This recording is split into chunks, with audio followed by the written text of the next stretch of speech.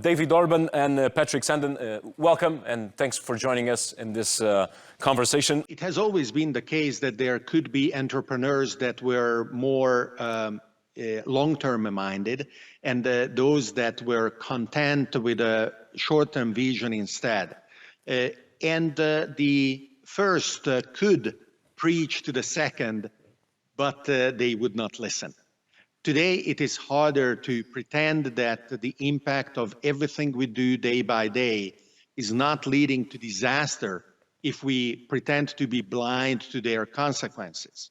And so whether it is blockchain or artificial intelligence or quantum computing or any of another number of tools that we have available, these can all be applied for businesses that are both economically as well as ecologically sustainable.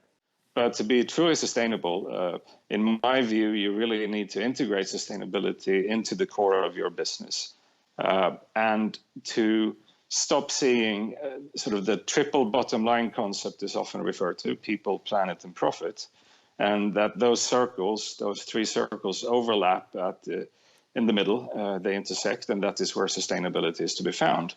When in fact, there is no society or people without the environment, and there is no economy without the people and society. So it's actually nested circles, interdependent of each other. So we have the opportunity, actually, thanks to the crisis of the pandemic, to think out of the box without the dogmatic approach that has been used both in macroeconomic policies as well as in government regulations. It is apparent to an increasing number of people that nation states are the wrong players when we need to address certain global challenges, whether it is climate change, whether it is pandemics. And yes, it is important to broaden and deepen the conversation and to set ourselves ambitious goals, like, for example, the SDGs.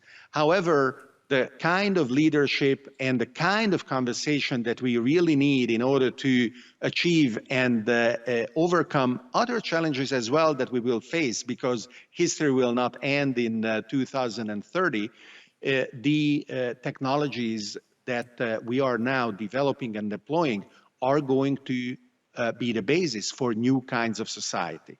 Luckily, the new technologies that David talked about, and 3D printing being one of them, for example, where we could have localized manufacturing very close to the point of sale or point of use. And we don't no longer need to ship products across the world. There has been stupid cases like fish or shrimp being caught in Norway, then sent to China to be peeled and packaged and then back to Europe to be distributed to supermarkets.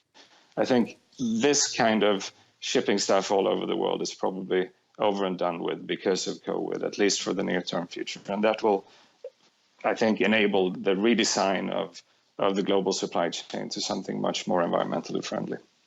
Para o fazer, a Planetiers quer ser agente de mudança em toda a sociedade portuguesa, envolvendo a sociedade em geral e as famílias, envolvendo as escolas, começando com crianças de 8 anos, que é uma coisa que queremos fazer, que é equipar em conhecimento novo. Há toda uma série de domínios de conhecimento com o qual temos de equipar as pessoas. Não esquecendo que uma primeira grande tecnologia é a natureza.